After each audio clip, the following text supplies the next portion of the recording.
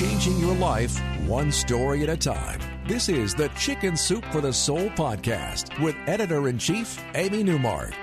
Hey, it's Amy Newmark with some new favorites for you from our latest book, Chicken Soup for the Soul, The Dog Really Did That. This book is coming out next week on August 8th. And as usual, it's filled with 101 amazing stories. And I must warn you, they are going to make you want to jump in your car and drive to the nearest shelter and adopt a dog. At the end of this podcast, I'm going to share with you how you can win a free signed first edition copy of the book. Now, if you've listened to this podcast for a while, you know that we're passionate about rescue dogs and cats at Chicken Soup for the Soul. We feature them in our books, and we always pay special attention to the categories that are most often left behind in the shelters, and that's the black dogs and cats, the senior dogs and cats, and the pit bulls. And what we learn from all these stories about adoptions is that it's never a one-way street. Everyone tells us how much their adopted dogs and cats contribute to their lives, and how often they feel their rescued pet really rescued them instead. So the first story I want to tell you is by Gwen Cooper. Tells us about her remarkable dog in a story about the time that Gwen injured her foot in gymnastics class when she landed on the spring at the edge of a trampoline. She would end up having surgery, and then she would be on crutches for 3 months. The first day home after the surgery, Gwen got out of bed, and using her crutches, she made her way to the bathroom, and her terrier, Buddy, who was glued to her side, followed her. And the weird thing is, he wasn't using his right rear leg. He was only walking on 3 legs. Gwen asked her husband if, while she was in the hospital, he had noticed the dog getting injured, and he said, no, the dog had been fine. And they felt Buddy's leg, and it felt normal, and he didn't seem to have any pain as they were touching the leg. But he continued to use only 3 legs, so they decided they'd take him to the vet if he didn't improve in a few days. In the meantime, Buddy became the most helpful dog. They knew he was smart, but he was remarkably observant, too.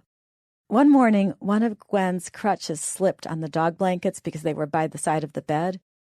And the next morning, when Gwen got up, she discovered that Buddy had realized what had happened the day before, and he had dragged the dog blankets to the corner of the room so they would be out of her way. And he continued to do that every morning while she was on crutches for those 3 months. Buddy would also block Gwen's other dog from getting too close to Gwen if she was going up and down the stairs, because that other dog had a tendency to just run right in front of her, and that dog could have knocked her down. So Buddy would stand at the top of the stairs, at the bottom of the stairs, and keep that other dog from getting in Gwen's way. Buddy's leg, though, never seemed to improve. The vet had checked it and x-rayed it, and there was nothing wrong with it. But for weeks, Buddy avoided walking on that leg. And the vet said that maybe Buddy was just being empathetic. Maybe he wasn't using one of his legs because she couldn't use one of hers. Gwen and her husband thought that was astonishing, and they didn't really believe it. But sure enough, after 3 months, on the very day that Gwen finally got off her crutches, Buddy resumed walking on all 4 legs. Alice McGee tells us about her dog, another natural healthcare aid. Alice hadn't wanted this dog, but her son had insisted, claiming that he would do all the work and he would learn responsibility from having a dog. So they adopted a golden retriever yellow lab mix, and they named her Sandy because she was so light. But as happens, Alice's son eventually moved out, and the dog stayed behind with her. She had ended up being really huge, by the way, 84 pounds, but she was really sweet. And Alice opens her story by telling us that she was lying on the floor after falling out of her chair while reaching to pick something up. The reason she was lying there, crumpled in a heap and unable to move, was because she had just had a double mastectomy. She couldn't yell loud enough for her husband to hear her because he was out in the garage using power tools. And she couldn't stand up because she needed something to grab onto.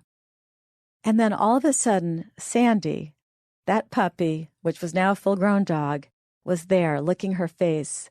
And then Sandy figured out what to do. Without any prompting from Alice, that dog walked over to the kitchen table, pulled out a heavy wooden kitchen chair by using her teeth, and then pushed that wooden chair across the room to where Alice lay on the ground.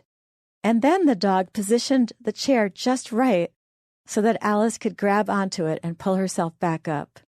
Alice couldn't believe it. Her dog was a natural healthcare aide and a hero. But as soon as Sandy had brought her the chair, what did the hero do? She just lay back down on the rug and took a nap. So that's a sneak preview of our new book, Chicken Soup for the Soul, The Dog Really Did That. If you want a chance to win a free signed copy, a first edition, I'll mail it to you anywhere in the United States. Here's what you have to do. Follow me on Twitter if you haven't already. My handle is @AmyNewmark. And then retweet any of my tweets about this podcast. By the end of the day on August 3rd, I'll pick 5 people at random who have retweeted, and I'll let you know if you're one of the winners, and then you'll give your address to our webmaster, and I'll sign a book and send it off to you. I want to tell you about another exciting feature at Chicken Soup for the Soul. If you go to our website, chickensoup.com, and you click on the podcast button, you'll see all the books that are featured on this week's podcast, and you can click on our new dog book and you can read more about it. Come back for our next episode on Friday. I'm going to introduce you to Dr. Quan Stewart. He's a veterinarian for American Humane, and you may know that we often use our books as fundraisers for nonprofits. And American Humane, which has been looking out for the safety and welfare of animals for 140 years, will be receiving royalties from the new dog book that I mentioned today. And Dr. Stewart will be explaining some of the things that American Humane does, including what they do to respond to natural disasters, where they swoop in there and help reunite people with their lost cats and dogs.